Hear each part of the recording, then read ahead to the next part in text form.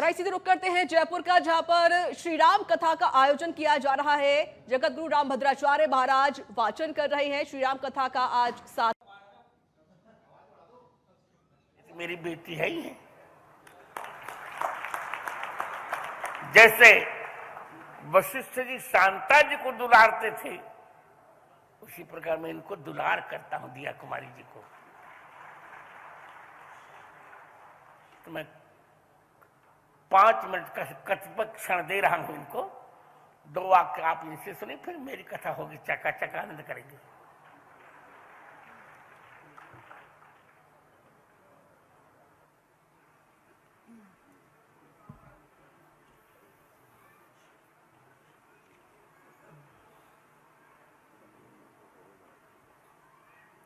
Mic दे दो। आज हम सभी का सौभाग्य है कि हम सभी को आशीर्वाद प्रदान करने गोविंद नगरी जयपुर में हमारे परम पूज्य जगत गुरु स्वामी राम भद्राचार्य जी महाराज पधारे हैं। महाराज जी, हम सभी का सौभाग्य है कि आप जयपुर में पधारे, आपका आशीर्वाद मिला। आज मेरे लिए भी बहुत ही सौभाग्य की बात है कि मुझे आपके कथा में, प्रवचन में आने का अवसर मिला।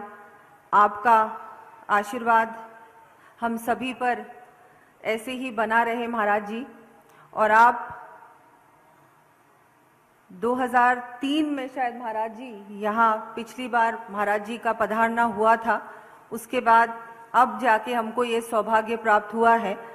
तो महाराज जी, आप जयपुर शीघ्र ही दोबारा पधारें।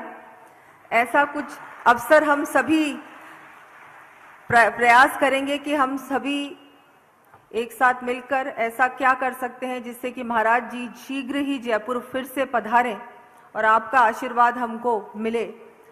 यहाँ विराजमान हमारे मंत्री जी भी हैं, हमारे मदन जी दिलावर साहब, के बिश्नोई जी, हमारे राजेंद्र जी गहलोत साहब, सांसद जी, यहाँ सभी विराजमान। हमारे वाइस मेयर जी भी यहाँ हैं। सभी जो यहाँ पधारे हैं, वरिष्ठ जन, विद्याधर नगर मेरा क्षेत्र भी है, तो मेरे सभी क्षेत्रवासी जन, परिवारजन, आप सभी को सौभाग्य हम सभी को मिला कि महाराज जी का प्रवचन हमने सुना। और मैं महाराज जी से यही प्रार्थना करूंगी कि महाराज जी आपका आशीर्वाद बना रहे, पूरे विश्व में आपका आशीर्वाद बना रहे। और हमको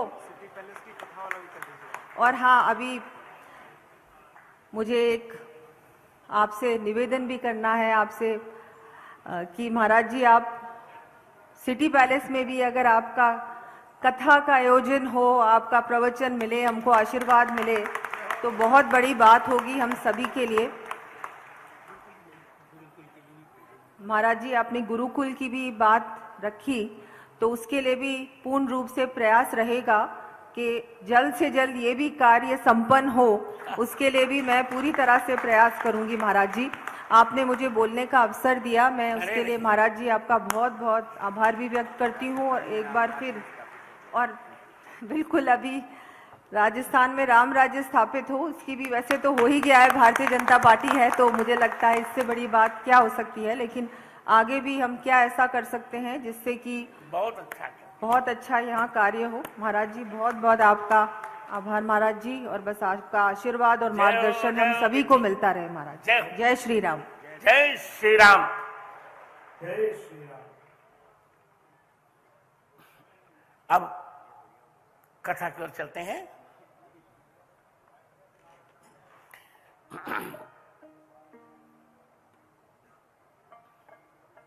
आज 7वां दिन और चौपाई भी बहुत प्यारी। मैंने राजभवन का आमंत्रण स्वीकार कर लिया है, राजमहल का। राजमहल में मेरी जो कथा होगी वो भागवत जी पर होगी।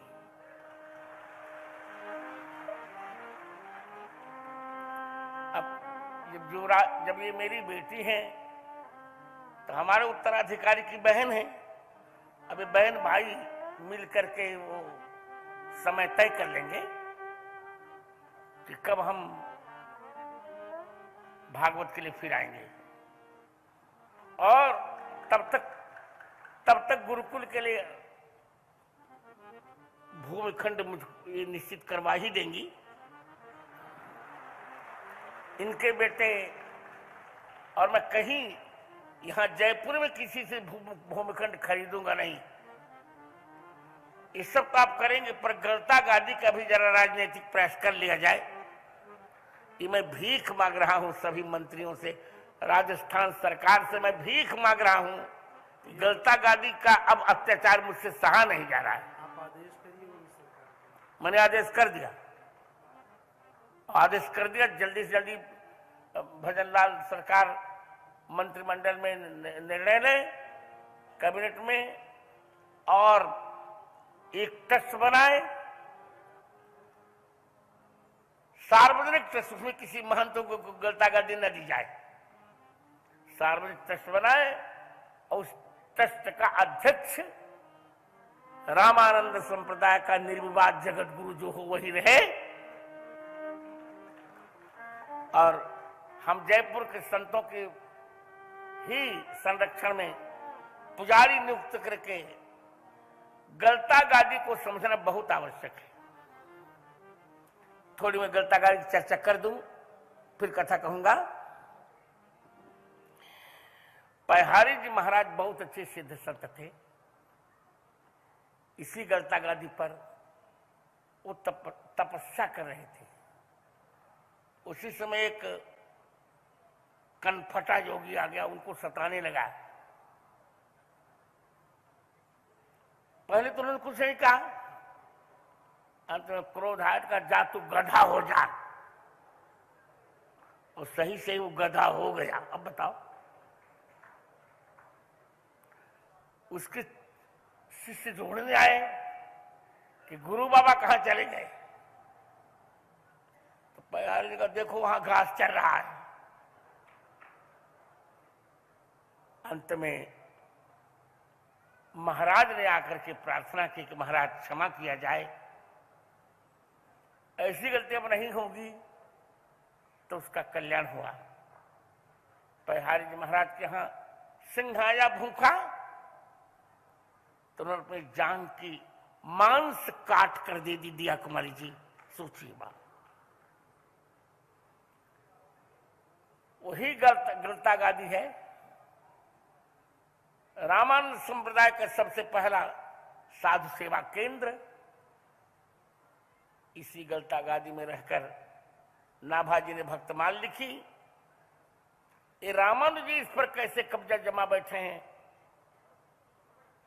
मैं बहुत विनम्रता से कह रहा हूं। भजनलाल से शपथ के समय भी कहा था, आप लोग कहिए और ये कार्य हो जाए। अपने लोग हो जाता अच्छा, मुझे केंद्र में न जाना पड़े, नहीं तो केंद्र का फिर तो हम और कुछ सोच लेंगे। जब हम 500 वर्ष से विध्वस्त रामलला के मंदिर को वापस ला सकते हैं,